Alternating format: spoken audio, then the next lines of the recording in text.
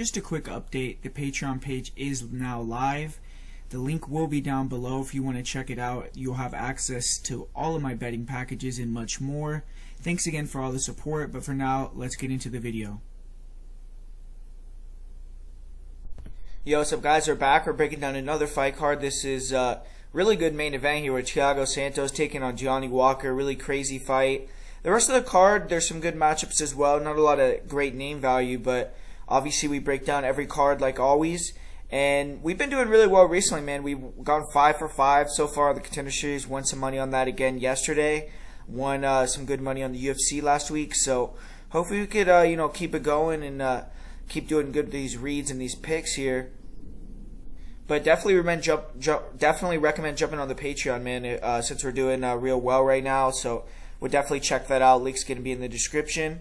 And like always, just want to thank my sponsors for this video, EquitySportsAnalytics.com. And man, they've been killing it lately, man. They're up 50 units or 51 units actually at this point since March 1st, and they've given 3 dividend payments as well. So if you're working with them, if you're a customer for Equity Sports Analytics, you're racking money right now, man. They're doing a great job. They've done really well in UFC, in NFL, MLB. So they got a lot of things going right now. They're doing a great job. They're very analytical, like I always say. Friends don't let friends gamble without math, and they're some of the best with analytics, just being transparent and just doing great service for all their customers. And when they're on a heater, man, you definitely should try that free trial. See if you can get 4 days where you can make some money, and then use that to buy your membership and start rolling with them, man. So EquitySportsAnalytics.com, they do a great job. They're really on fire right now, so I'd recommend checking them out. And big shout out to EquitySportsAnalytics.com. And then I just want to say right before we get started to make sure to hit that like button, man. Let's try to get 200 likes on this video. That would be awesome. Want to try to get some more views, get some more likes, get some more interaction on the video, more comments. So really appreciate that if you guys would help me out with that. But first fight of the night here, we got Alejandro Perez taking on Johnny Eduardo. And this is a decent fight to kick off the card. We got 2 strikers here. It's been a while since we've seen either guy in the cage. I believe Johnny Eduardo, he's been out hasn't fought in like 3 years, and Perez has taken 2 years off. So both these guys are going to be coming here with a little bit of ring rust most likely. But when you're just looking at that angle, I think you definitely have to favor Perez. I mean, he's taken less time off. He's still not super young at 32, but Johnny Eduardo's 41 years old, so he's very old for bantamweight.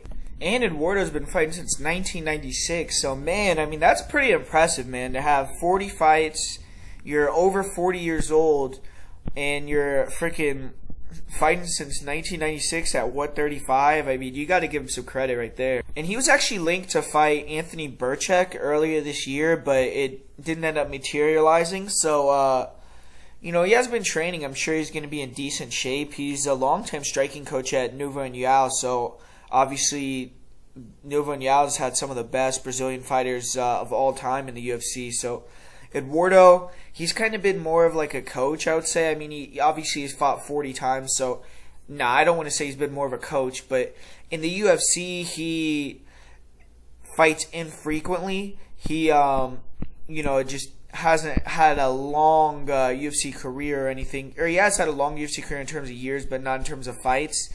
Perez, he's a guy that actually had a pretty good run a few years ago. He went on a 7-fight unbeaten streak, but then he got that step up. He took on Cody Stamann, he took on Yadong Song, and kind of failed in both those fights. And in the Yadong fight, which was his last fight, he got knocked out pretty badly. But, Perez is a good counter striker, good footwork, he has good speed, and moves around and feints and tries to pull guys into a straight right hand or left hook. He'll mix in some leg kicks, and he's low volume, but his ability to counter and his speed does kind of lull fighters into a slow-paced fight sometimes. And he does have some pop in his punches, so when he connects, I've seen him kind of stun some guys and hurt them, and he can keep them honest a little bit. He was dropped against Yadong Song and knocked out by throwing a naked kick in the pocket. And he was also knocked down by Eddie Wineland for the same mistake. So that's something that I've seen him do multiple times.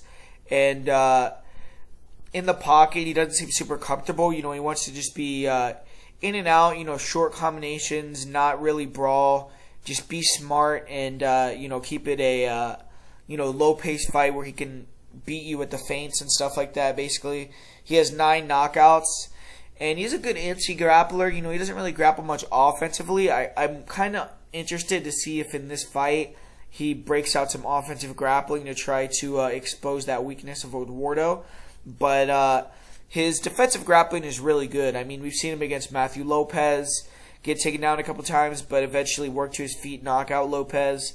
We saw him against Cody Stamann defend all 8 of Stamann's takedowns. That he even slammed Stamann in a grappling exchange, kind of just told him, like, you're not taking me down today type of thing, even though he didn't want to be on the ground with him. Because Perez, he doesn't really have the best ground game. I don't think he's been submitted 3 times. Twice or very early in his career that he did get submitted by Patrick Williams in 23 seconds.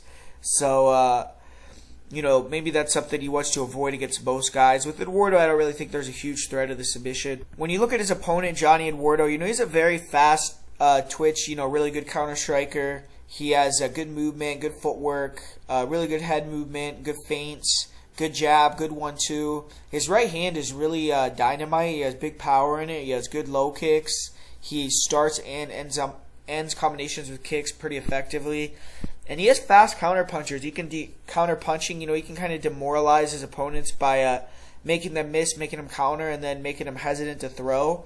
And he has some nice body kicks, head kicks.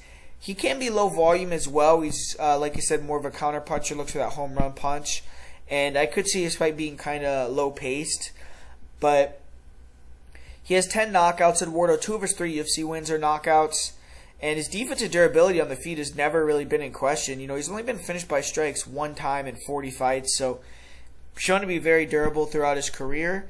Obviously, as he's getting up there in age, maybe that's going to start to wane a little bit. You never know. Maybe this fight, his durability is just not going to look the same. But being finished 1 time in 40 fights, he's proven that, he could take a shot, he could stay there. And his grappling is his weak point. He is a black belt in jiu-jitsu, but he's not looked good off his back in the UFC, and his wrestling is not very good. His losses have came against high-level grapplers, though. Rafael Sunsao, Aljamain Sterling, Matthew Lopez. And then Nathaniel Ward, I guess, isn't a high-level grappler, but Eduardo actually fared pretty well on the feet in that fight. He rocked Eduardo, dropped him, was winning a lot of the exchanges, but it seemed like he got a little bit tired and then shot in on a bad takedown and got front choked.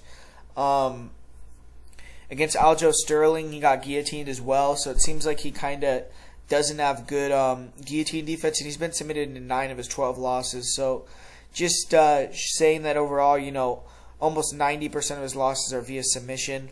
He has 11 submissions of his own, but a lot of them are against very low-level guys, and he hasn't gotten a submission since 2011. Another thing about Eduardo that I'm a little bit worried about is his cardio. Especially if you force him to grapple, he slows down. He's more of a finisher. He's finished 21 of his 28 wins. Even though he's 7-2 in decisions, I do feel like he slows down and gets finished in a lot of his losses. And, he's going to try to put another one on the win column, though, and he's had a great career overall. It's kind of a tough one for me because I do feel like Eduardo is the better overall striker. And Perez isn't a guy that's going to really push the grappling. In most fights, he likes to keep it on the feet, counter-strike, and give Eduardo kind of a fight that he wants, a technical striking fight. But Eduardo hasn't fought in 3 years. I'm very weary of that. He's predicated a lot of his career on speed, and he is going to be the longer fighter in this fight, which is going to help him, I believe. But if he's slowed down just a touch, or if he gets a little bit tired, or any of those things, I think Perez can capitalize and get the victory. And Perez is good at, kind of sneaking out these close decisions. He has a lot of close decision wins. And I could see him maybe getting on top of Eduardo and finishing with ground and pound. He does train at AKA. His grappling looks good. It's just he doesn't really go to it a lot. So he's been off quite a while too. And I don't agree with the line. I feel like it should be a little bit closer. If I was betting on this fight, I would bet on Eduardo, dog or pass type of situation for me. But Perez is going to be the pick. I just feel like he's a little bit safer pick. He's 9 years younger. He has the better grappling. He has pretty good striking. He can match the speed a little bit, good footwork. He's not a guy that's going to brawl and leave a lot of big openings for Eduardo to land those heavy counters and knock him out, especially early. And I could see Eduardo getting a little bit tired, so I'm going to go with Perez. And in the second fight here, we got a women's fight between Shayna Young and Stephanie Egger. And Shayna Young, she's coming back after 2 years away from the sport, so it's been quite a long layoff for her. And she actually had a baby, which is the reason for the layoff. And it's been less than a year since she gave birth. I believe she gave birth in November. And we've kind of seen, these girls that bounce back real quickly or try to bounce back real quickly from pregnancies haven't really fared super well. We've seen Nina Nunes recently come back, look pretty bad, get finished in the first round against Mackenzie Dern. We saw Mackenzie Dern actually come back against Amanda Hebos and just didn't have that same body type, just looked a little bit slow in there. So Shayna's actually already had a kid before, so maybe that's going to be something that could help her in this situation. But I do think that, she's coming back a little bit too soon in my opinion. I mean, what do I know though? But this is Stephanie Egger's second UFC fight. Her first fight was against Tracy Cortez. She lost via unanimous decision on that one. That was a short notice fight. And she has the benefit of a full camp here.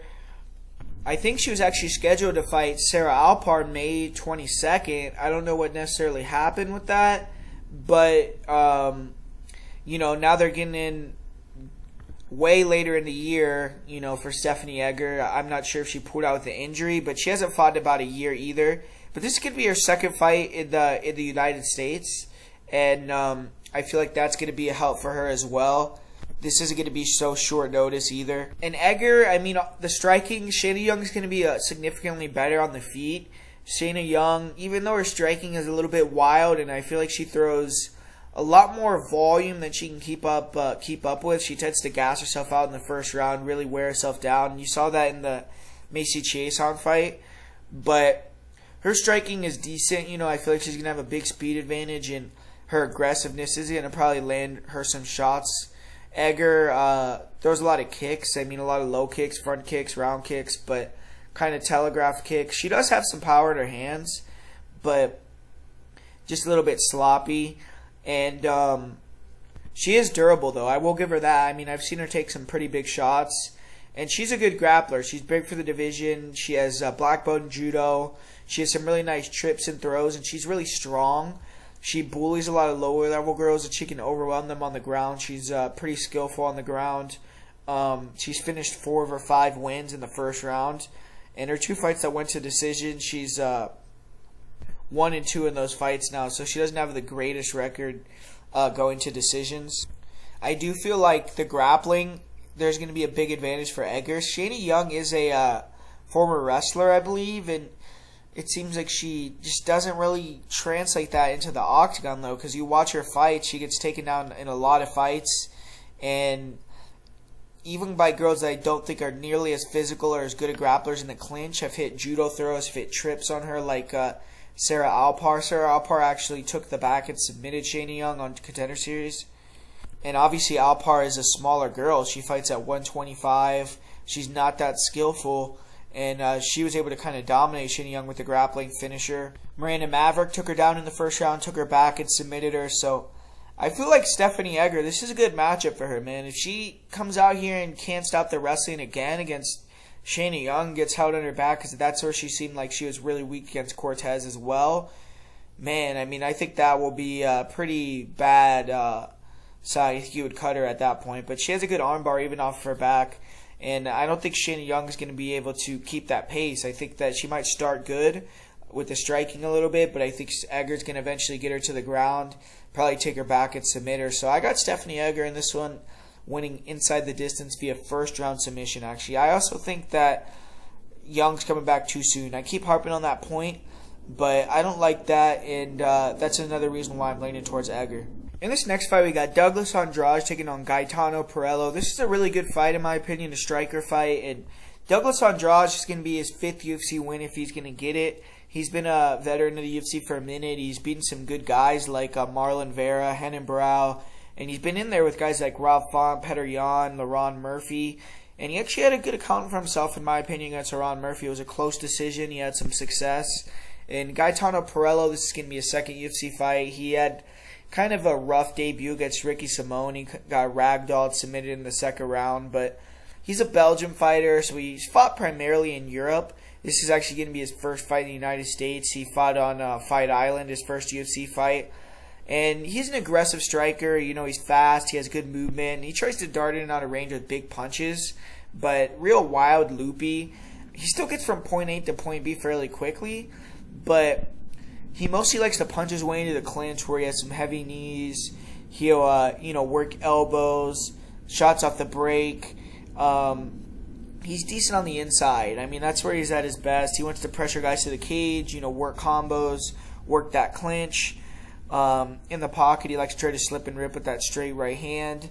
He has a decent kicking game as well, some nice low kicks. He'll throw some okay body kicks, head kicks from range, but it isn't a big part of his game. He does have good cardio. I've seen him dropped and TKO'd in one of his fights, but he's only been finished by strikes one time in his career. And he's not a grappler. I mean, his grappling actually looks real weak. I mean, Ricky Simone, who's not known as a big finisher, a submission guy, submitted Pirello in the second with the arm triangle, and Pirello has been submitted 4 times. He did actually use the butterfly guard to get back up to his feet in the first round, but gave his back to stand up and never really got Simone off of him.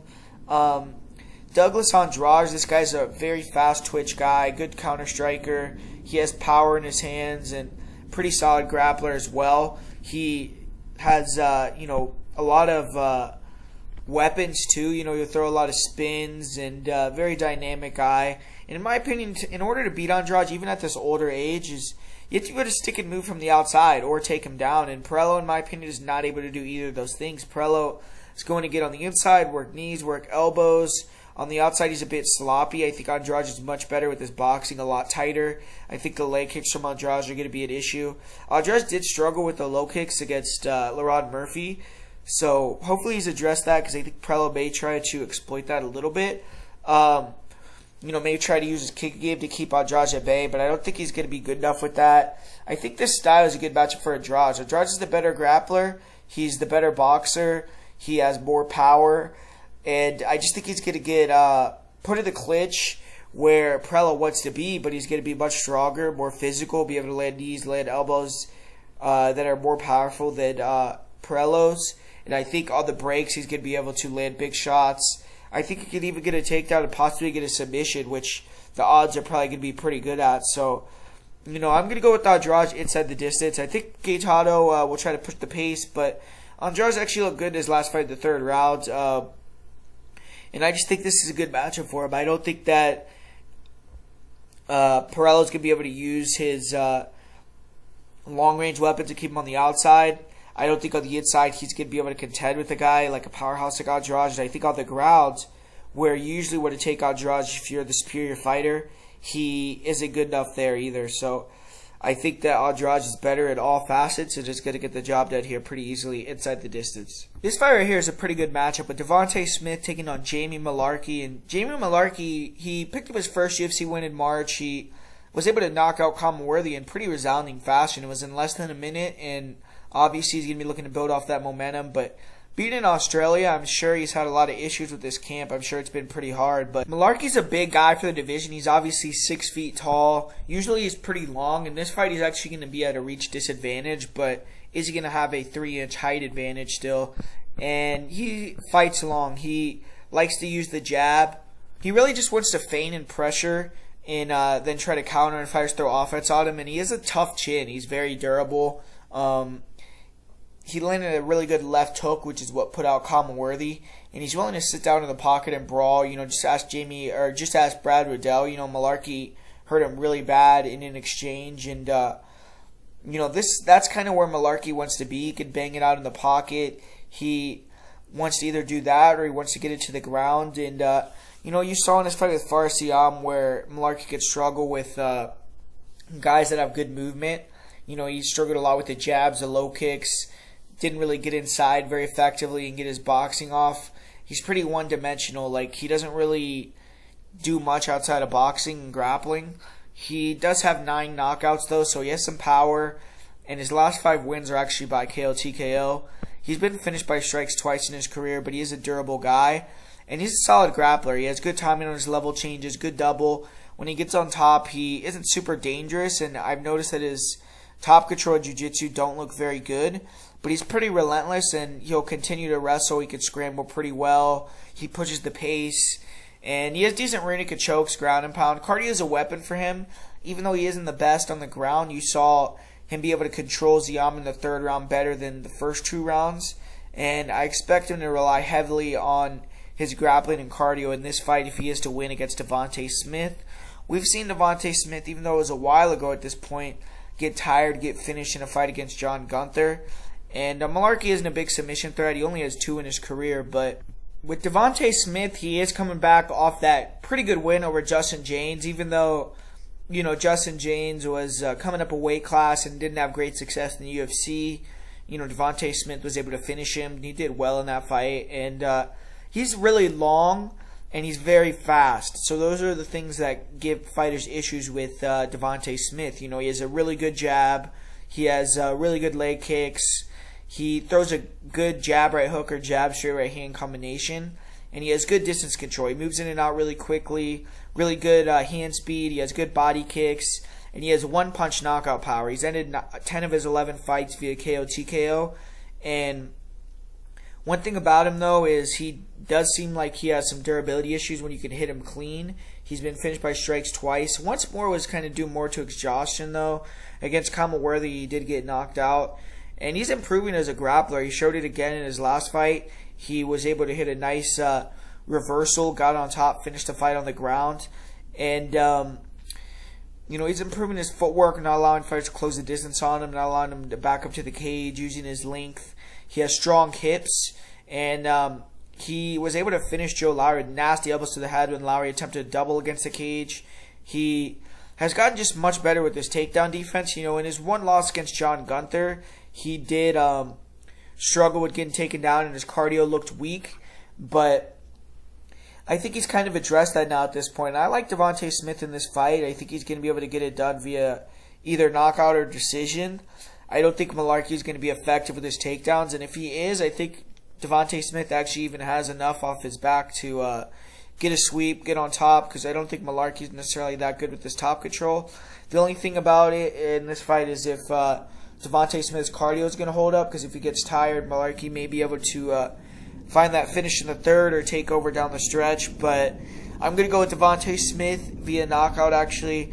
I think he's going to be able to use his striking, keep the range, frustrate Mullarkey a little bit, start getting him to close the gap a little bit too hastily, and then get knocked out. So I'm going to go with Devonte Smith. And in this next fight, we got a girl that's been one of my more favorite prospects in Karol Rosa. We've been riding her a little bit, betting on her, and she's taking on Bethe Correira in what I believe is Bethe Correira's retirement fight. And, Bethe Correira's a tough girl, man. She might be 38 years old, but, she's had some good wins throughout her career, and she comes forward. She has, decent boxing. She has good forward pressure, good cardio, good defensive grappling.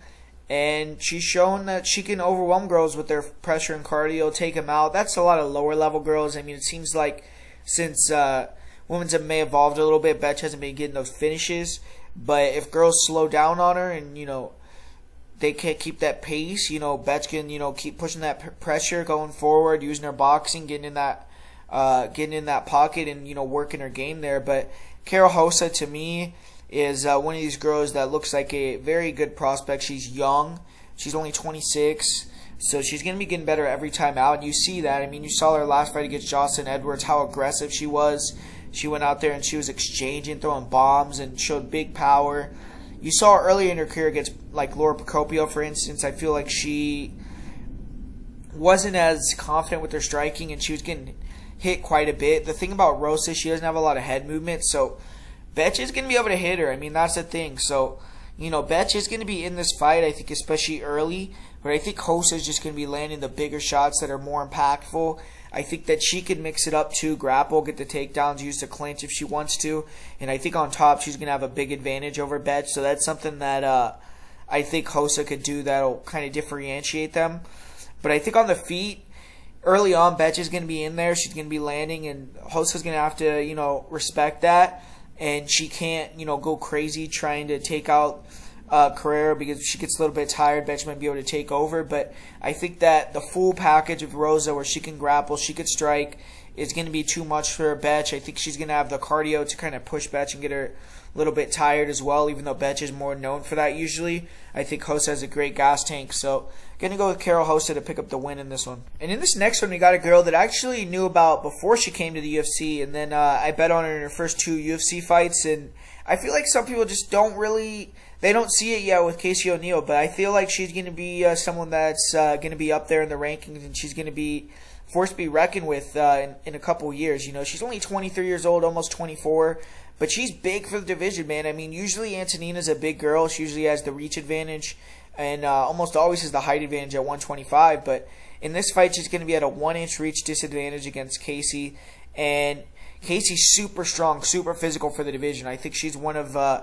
just the physically strongest girls in that division. And even though you could, point out some things that aren't good with O'Neill, like maybe she doesn't have the greatest striking defense or the greatest striking overall, maybe her takedown defense hasn't been the best in certain fights, but she's game, man. She's got something about her where she's got an unrelenting will. She has great cardio, and she can kind of go primal a little bit. She could kind of clock into that type of thing where, I don't know, it seems like with women's MMA, when you can get to that next gear a little bit and really get, grimy with it, you could really have a lot of success even if you aren't that skilled. But I do feel like O'Neill is getting more skilled as well, man. She's now been at Extreme Couture for a while, I believe 3-4 camps, and you did see her get taken down a couple times by Procopio, but she dominated the grappling in that fight. She's clearly getting better with her wrestling.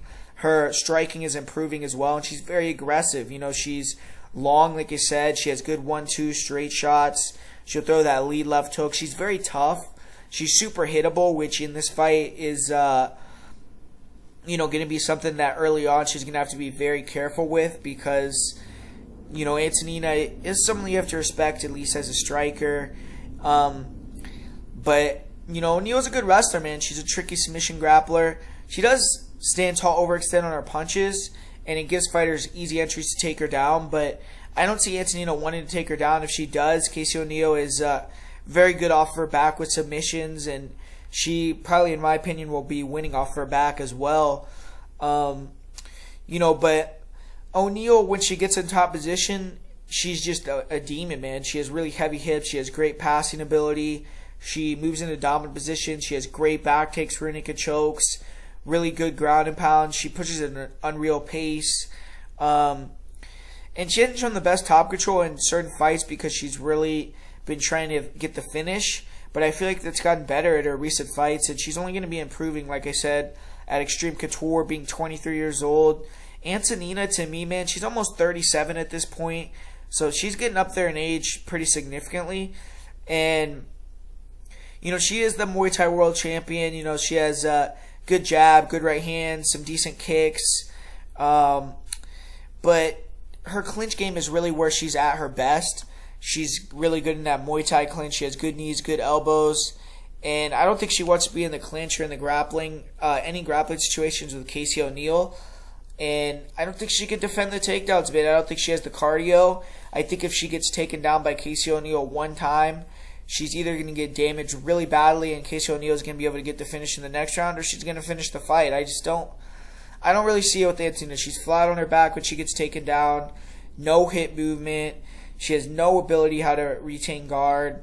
She lets girls just get into dominant positions and finish the fights on her, and she is tough. I mean, you saw against Kayla Chukagian, she survived a lot of punishment, survived some tough, rear naked choke attempts, things like that. But I don't know. I don't think Antonina really is as invested in her MMA career, man. She, I think, likes doing other stuff, and she has the name because of Valentina. She comes in, she can make some money. She, has her husband that's a coach, and it's probably fun for her to go in and compete and things like that, but it's not win or lose is, a thing that really, to me, is life or death for her, in my opinion. I mean, that could be totally wrong, but with Casey O'Neill, I think she is taking this way more serious, man. I think that she wants to be a future UFC world champion. I don't think Antonina has those type of ambitions.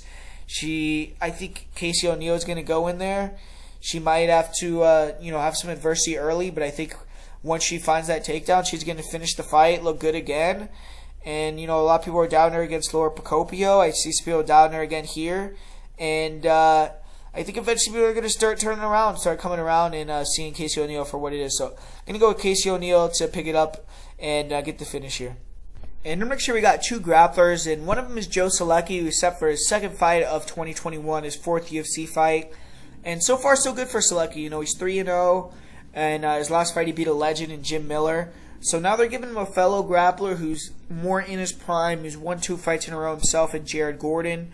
And it's a good test, because if Solecki could win this one, he's probably going to get a ranked opponent next. Joe Solecki, he's a grappler. In my opinion, he doesn't really have a lot of faith in his striking. And I only say that because I feel like he had matchups, for instance, against Matt Weidman, where if he believed in his striking, maybe he would have kept it steady. He tried to get some cage time in on the feet. But to be fair to Solecki, that was his UFC debut. So maybe he just wanted to get the job done by any means necessary there. But Solecki hasn't really showed much in terms of striking on the feet. What he has shown is good footwork. He has good feints and distance control. His left hook and 3-2 are pretty nice, and he can mix in some low kicks and the body kicks, but that's really about it. I mean, he punches away to the clinch, but doesn't like being in inside exchanges.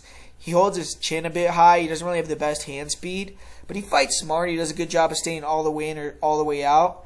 In his last fight, it did seem like he got rocked with nice little short hook against Jim Miller in that first round. He shot in and pulled guard right away, and Miller was able to control on top and take that round. So Solecki has been knocked out as well against Nicholas Mota. I think his chin maybe isn't the greatest, but he's a very good grappler. He's excellent with his jiu-jitsu. He has solid wrestling, really good level changes, good double leg. And against Austin Hubbard, he did a good job of punching his way into the clinch, getting double underhooks, taking the back in that rear naked choke from standing. When he gets on top, he has a good submission game, good ground and pound. He has no issues just beating his opponent up from full guard either, but good at passing. He has, he's good at getting that Dagestani wrist ride from half guard or side control, going to work with ground and pound.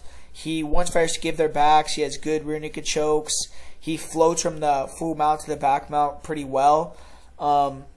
He did go for a takedown, like you said, against Jim Miller. In his last fight, got stuffed, pulled guard, and didn't really show much off of his back. He just kind of controlled Miller in his full guard until the round ended. In the second and third round, though, he was able to get takedowns against the cage, control Miller on top and route to the win. And that's usually how you beat Jim Miller. Get out of that first round, then grapple him to the win. And Jared Gordon, coming back up to 155 here once again. He just couldn't make that featherweight limit consistently. He did make it against Chris Fishgold, but missed it once again and pretty significantly for the fight against Danny Chavez. He did win both those fights, and overall, he's 4-0 at 145s in the UFC. But at 155, he's only 1-3. All 3 of those losses have came by knockout. But to be fair to Jared Gordon, man, I mean, he went in there and he fought Charles Oliveira in one of those fights. He fought Carlos Diego Ferreira. So both those guys are in the top 10 of the division. So, I mean, those aren't losses you could really be too ashamed about. And then he got knocked out by Joaquim Silva after sustaining a pretty bad injury. But Jared Gordon has improved his striking quite a bit. Good forward pressure. He has good boxing. I believe that, on the inside he punches and bunches. He has good volume, and he's a little bit wild. And I think all that is going to give some issues to Solecki. I think the forward pressure as well. And he's improved his kicking game. I don't think he's going to throw a lot of kicks in this fight. I actually see Gordon trying to keep it standing, work his boxing and pressure, and maybe at the ends of rounds, time takedowns, time some clinch control, and win the fight that way. Gordon is a really grimy guy, though, as well. He's a black belt under Renzo Gracie. He has really good wrestling, good jiu-jitsu, and it's going to be interesting how these guys match up in the grappling realm. If Joe Solecki can't take him down, then I think Jared Gordon's going to have a good night. And Jared Gordon, man, he's training at Sanford MMA now. He was training, like I said, at Renzo Gracie Academy. He got his black belt there. He has really good scrambling ability. He's an elite grappler. We've seen him in grimy fights against guys that are good grapplers as well, like Dan Moret, who actually beat Goiti Yamauchi, who's an elite grappler over there in Bellator. Jared Gordon was able to out-grapple him, get the win. So I'm going to pick Jared Gordon in this one in a slight upset. I think he's going to be able to come back up to 55s, and even though he might not like the weight class, I think this matchup, he's going to be able to pressure, use his boxing, be a little bit better striker, and deny the takedowns. And I think Solecki might get a little bit tired going for takedowns, and I think Gordon may be able to end up getting on top after he, shoots a bad takedown or two. And I think Gordon can grind out that top position as well. So Jared Gordon is going to be the pick for me to get it done here. This next fight, we got Alex Hernandez making his return, taking on Mike Breeden, who's jumping in here on short notice.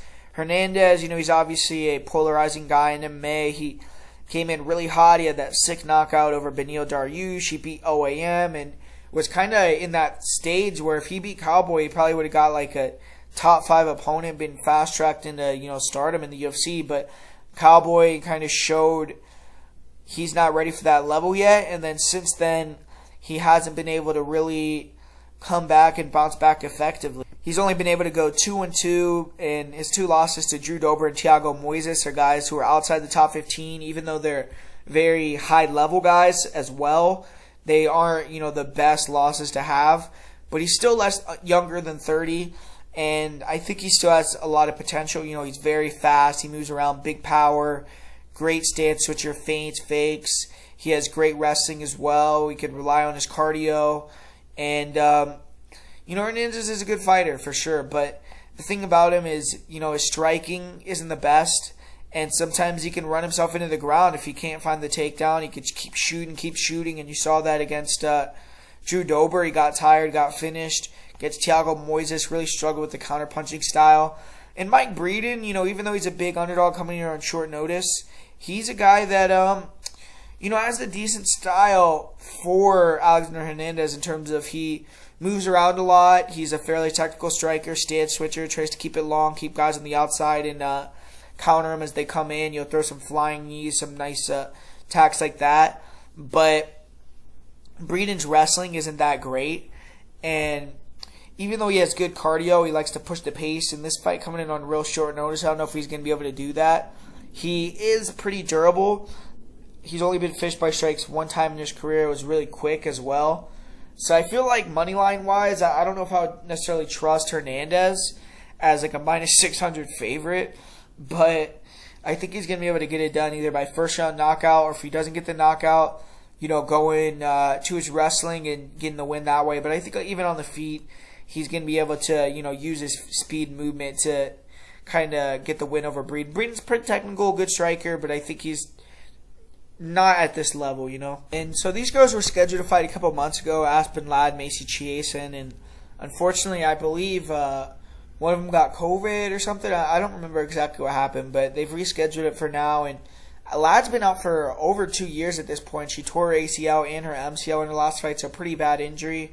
And only 26 years old, though, so I think she's going to come back, look good. And Macy Chiasson, she started her career 5-1 and beaten Penny Kianzad. She beat Marion Renault, and now she's getting a chance at a top 10 girl in Aspen Ladd. So she's going to have the biggest fight of her career here, and she's going to have some advantages. She's going to have a big height advantage, 5-inch height advantage, 6-inch reach advantage. Aspen Ladd's very hittable, and Aspen Ladd has been knocked out against a long striker in the past in Jermaine Durandamy.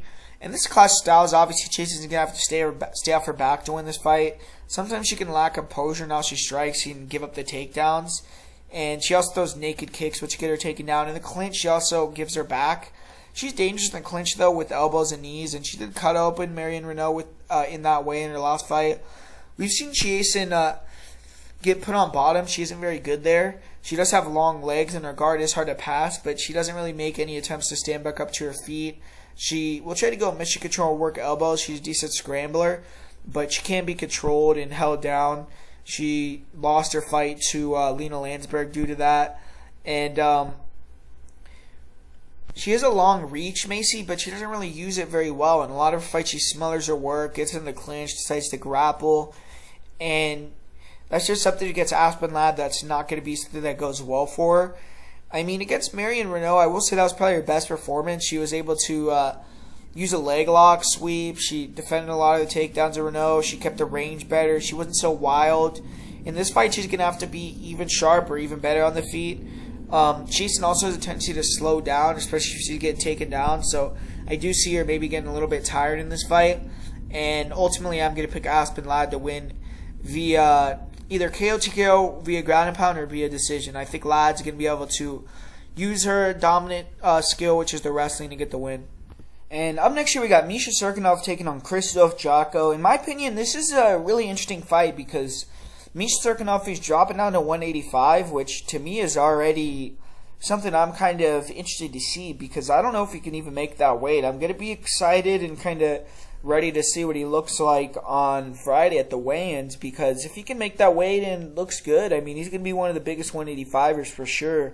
And Krzystof Jotko's on the smaller side of the division. Even though he has a long reach, they both have a 77-inch reach. Jotko, I feel like, could probably even make 170s if he wanted to make the cut. So Misha is going to have a significant size advantage, in my opinion, if he can make the weight safely. And, you know, in Misha Cirkunov's last fight, I felt like I was kind of on an island. I was picking Ryan Spann. Seemed like everyone was kind of picking Misha to go in there and get the submission victory after he had won over Jimmy Crute, which was a very good win there. But in this fight, I see everyone going on Jotko, man, and I'm kind of surprised. I feel like this is a good matchup for Cirkunov, personally. When you look at Misha Cirkunov and the guys that he's lost to, especially in the UFC, I mean, they're all heavy-hitting guys. They're guys that could knock you out with one punch. You know, they're not like necessarily... I mean, I'm not going to say Misha has a good chin because I feel like he has a bad chin. But look at the guys that knocked him out. I mean, Ryan Spann, 6'5", 205, a huge guy with big power, big speed. Johnny Walker freaking knocked him out with a flying knee to the chin. I mean, that could happen to anybody. Glover Teixeira knocked him out on the ground or TKO'd him with ground and pound. And then Volkan Oezdemir knocked him out, even though that knockout was very odd. I mean, Volkan has crazy power as well. So all those guys are like knockout guys. They have a lot of finishes via strikes in the UFC. Whereas Krzystof Jotko, he's a point guy. He likes to move around and kick. You know, he has decent hands, but, you know, his straight right hand and his right uppercut are really the only shots he throws. I don't feel like he has the boxing to really give Misha a lot of issues. Misha's a southpaw. They're both southpaw, actually, so it's actually the straight left and the right uppercut, But, you know, Misha, I feel like, actually has the better boxing, even though the movement for Misha is very slow and plotty, and I do feel like Krzystof is going to be trying to move around and pot shot him, land that shot, and knock him out. He probably has to sit down on his shots a little bit more in this fight and try to throw with more power. I would try to holster the kicks as well if I was Jotko, which is something that takes away a large portion of his game because Misha tries to take you down off kicks. He has good pressure, big guy, and Misha has decent offensive striking, to be fair to him. You know, he has, decent 1-2s. He has some okay hand speed, some okay body kicks. But really, he just wants to clinch you up, get you to the ground, and dominate you. And I feel like he's going to be able to do that in this fight, man. I think that even if he doesn't get the submission, which he's really excellent at finding submission, I believe he has the fastest time on the ground to earn a submission in UFC history. Like, once every 3.5 minutes that he has an opponent on the ground, he gets a submission or something like that, which is pretty phenomenal. And, really good front chokes. He's really good with... guillotines. He caught that Peruvian necktie on Jimmy Crute. And when he gets on top, he's crushing top game, really good arm triangles, nice big man submissions. And he's really strong in the clinch. If you watch Jotko's fight with Eryk Anders, even though he won and he had some success, he was clinched up against the cage a lot. He was controlled for large periods of times. He almost got taken down a couple of times. And I think this is a similar matchup where we have a plotty guy that's... not that quick, not that great of a striker, but he can get on the inside and he can get in that clinch. And I think if Misha can get in those same positions that Eryk Anders did, he's going to be able to dominate in those positions, get it to the ground, find that submission most likely. And Jotko, I just feel like he doesn't really have a great style to beat Misha Cirkunov. I mean, he's a guy that likes to kick a lot, likes to stay on the outside and point fight you. Misha Cirkunov, he's going to be trying to catch those kicks. He's going to be trying to come forward, jam the distance. So that's going to take away a lot of the offense from Jotko. I feel like in the clinch, we've seen against guys like David Branch, Jotko can just be controlled in the clinch against the cage for long periods of time. He can be taken down. He doesn't have a lot of power either, which is the main thing that you have to kind of watch out for in a Misha Cirkunov fight.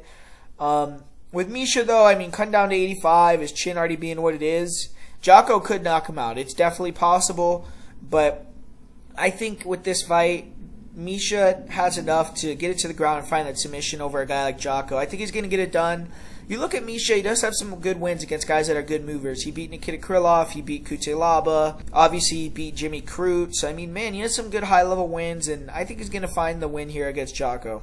And then up next here, we got Niko Price versus Alex Cowboy Oliveira. Crazy fight here, man. Two guys that have been in the UFC for a long time. I mean, Cowboy's been in the UFC way longer than Niko, but they both put on great shows, man. They go in there and they, give it their all for the fans. So this is going to be a banger for sure. And, man, everyone has a lot of faith in Niko Price. I see people saying he should be like a minus 250 favorite, things like that. But have you guys been watching? I mean, he's not been getting good results lately, man. He has one win in his last 5 fights. And in the wins that he has, like where he beat Tim Means, he beat Randy Brown, he beat James Vick, like he's losing the fights until he gets the win. So I do feel like this is the easiest opponent he's had in quite a while. But, man, I can't trust Niko Price. So I'm just going to watch this fight for fun in terms of betting it. But, Niko Price, he's a wild man. He comes forward. He's improving his jab, and he's improving just his technical striking a little bit. Cowboy Oliveira, he's a guy that, he really likes exploding a lot, exploding in and out, and he likes to clinch. He has decent grappling. Recently, though, Cowboy has been in there with some really good prospects. He went in there with Shavkat Rakhmonov and, didn't look very good in that one. And then against Randy Brown, he got dropped and then got submitted. So that wasn't a good fight for Alex Cowboy Oliveira. I feel like, this is maybe a more winnable matchup. He has the reach advantage, and I feel like he has the speed advantage at range. Early on, he's probably going to be trying to land some big shots on Niko Price. But just the thing with Cowboy Oliveira is, his cardio has always been an issue. And if you bring him into a war, which Niko Price is going to do, it seems like he has a tendency to, nowadays, not in the past, he used to be a really tough guy, but it seems like he's taking a lot of damage these days where he isn't nearly as durable in that second and third round. His cardio wanes, and if you could just keep pressuring him, backing him up, then you're going to be able to have some success. I feel like Niko's going to be able to get it done, even though I was saying I don't trust him necessarily. If you watch Alex Cowboy's fight against like Mike Perry, for instance, or guys like that just pressure and are a little bit wild, I think Niko has a better dynamic than Mike Perry as well in terms of he can explode. He's a little bit faster. He's, in my opinion, a little bit more dynamic, has a little bit more offense. And I think Niko could mix it up and grapple in this fight as well if he wants to. I just feel like Cowboy might be at the end of his rope, and Niko, even though he's not having good results lately, I think he could still have some good fights in the UFC. It's just he just fought a month ago as well against Michel Pereira. He definitely took damage in that fight. So, yeah, man. I mean, we're going to have to see how Niko Price, bounces back from that. But I just feel like he wants it more than Cowboy, and he's going to take it from him down the stretch, maybe find that finish. So give me Niko Price to pick it up here and get the win. This next one, we got a clash of styles. Really fun matchup. Kevin Holland taking on Kyle Daukaus. We got a guy in Kevin Holland who, was on top of the world, man. He was fighter of the year for 2020, but then, he fought this year. He fought probably the two best grapplers in the division, I would say. Marvin Vettori, Derek Brunson got taken down, got dominated over 5 rounds in both fights, and now he's taking on another guy that's a good grappler in Kyle Daukaus, but not nearly the level. Kyle Daukaus is 1-2 in the UFC. He has had good fights, though. He went in there against Brendan Allen. It was a fun fight. Got the win over Dustin Stolfus, and then Phil Haas was able to kind of just out-grapple him to the win, and that guy's a beast. Phil Haas is a really grindy grappler, big guy. But this fight, obviously it's pretty clear what both guys are going to be trying to do. Kevin Holland's going to be trying to keep it on the feet, show his improved takedown defense, hopefully after working at, Hendricks' gym. He's been working with Johnny Hendricks a lot, who obviously is a former UFC champion, is a former D1 national champion wrestler, coaches kids wrestling. So obviously he knows what he's doing. He knows how to coach, and it's a good guy to get in there with and compete with. And Kevin Holland has got with. So I think that Holland, I feel like his takedown defense is a little bit underrated at this point because he went in there against the two best grapplers in the division. And yeah, he got taken down at will. Yeah, you see him against Gerald Meerschaert and all these guys getting taken down. But I think when he wants to, man, and maybe in this fight he's going to finally go in there and just have the performance that I feel like he could have, he could be better with defending those takedowns, man. And, you know, I feel like he, in other fights, you know, like when he fought Gerald Meerschaert, for instance, you know, he was able to defend takedowns, create a lot of scrambles. He got some takedowns of his own. Against Brendan Allen, the same thing. And even against Marvin Vettori, I think his performance was, you know, a lot better. I do feel like he landed some nice shots on the feet. He rocked, you know, Brendan Allen, or he rocked Marvin Vettori a couple times, and, you know, he was able to control himself and, you know, be fine on bottom. You know, he's very good at not taking a lot of damage when he gets taken down. He is a black belt. He's long. He's rangy. We've seen him get that finish off his back against Jacare. And I do feel like he's better with defending takedowns in the clinch, which is what Kyle Daukaus likes to use a lot. He likes to use a lot of clinch takedowns. And I feel like Holland, even on the ground against a guy like Kyle Daukaus, might be able to work up to his feet a little bit better than he did against a Marvin Vettori or Derek Brunson, or at least attack off his back a little bit more. On the feet, I do feel like Holland is significantly better. He's faster, he's longer. Daukaus is going to have to close that gap and get on the inside. And Daukaus sometimes, you know, is hittable trying to close the distance. His boxing is okay when he can get in. But I've seen him rocked before as well. In the clinch, I've seen him hurt as well with knees. And that's something that Holland is very effective with. I don't know. I mean, for me, this fight's pretty 50-50. Because I do think Kyle's a really tough guy. And he has good grappling skills. And, you know, Kevin Holland obviously is a dynamic guy that doesn't always show up. So I think Holland needs this win, though, more than Daukaus. You know, 2 losses in a row. And I think he's going to be able to pick up the win. So I'm going to reluctantly pick Kevin Holland in this one. I did fade him in his last 2 fights, but I feel like those guys were higher level wrestlers, higher level grapplers than Daukaus. I think Kevin Holland might be able to have some more success in the grappling realm in this one. For instance, like his fight with Meerschaert, and be better on the feet. So give me Holland to win another close decision.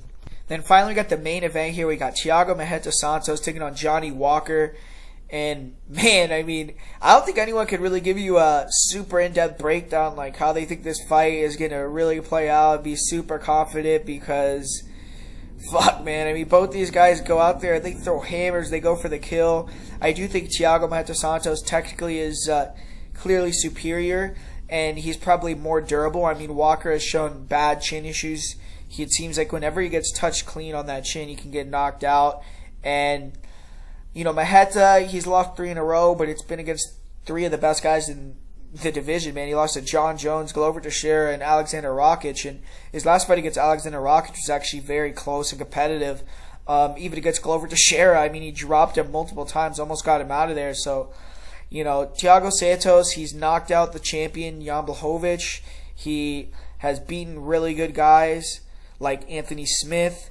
And, you know, he's a veteran, but he's 37. He's coming off that knee surgery, but he's had 2 fights since then. And, you know, I feel like his last fight didn't look quite as fast and explosive, but it's going to start coming back, I feel like, after every fight. And Walker, you know, he's super dynamic. He fights real crazy, you know, flying knees, spins. His last fight was wild, man. I mean, he got hurt so bad in his last fight. You know, he was almost finished, but he hung in there. Eventually started landing those elbows to the side of the head, got the finish.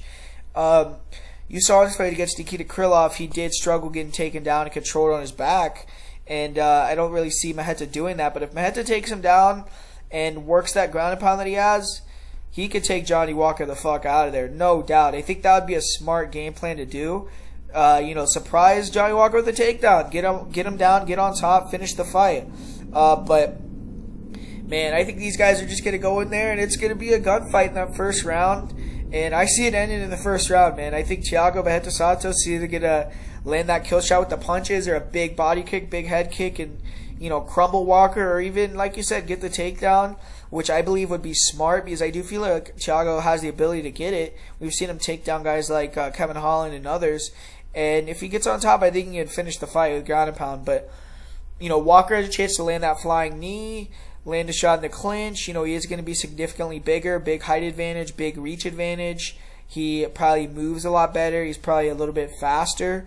And he obviously has that touch of death in his hands. He will throw spins. You never know what the guy's going to do. So anyone that's saying Johnny Walker is out of this fight or Thiago's a lock or anything like that, I mean, man, I don't know. I think Walker is live against anyone in the world, man. I mean, the guy is one of the most athletic big fighters in the division and in the UFC, point blank, you know. And he's 6'6", but man, I'm gonna go with Thiago Maheta, man. I think he's gonna find the knockout. I think, you know, he obviously has the most knockouts in UFC history. That's his thing.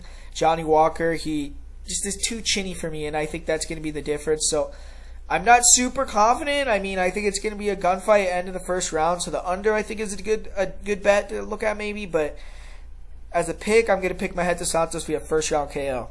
So there you have it, guys. That's the breakdown for UFC Fight Night Santos versus Walker. Like I said, I want to try to get this to 200 likes. So make sure to smash that like button for me, man. Would really appreciate it if you just, you know, hit the like button, put a comment down below. That'd be really awesome. But yeah, as far as the most confident pick goes for this week, it's going to be Karol Rosa. As far as my parlay of the week, I'm going to give you guys a parlay with Casey O'Neill and Duglas Silva de Andrade. And underdog of the week is going to be Misha Cirkunov. So thanks for watching, guys. I'll talk to you guys later.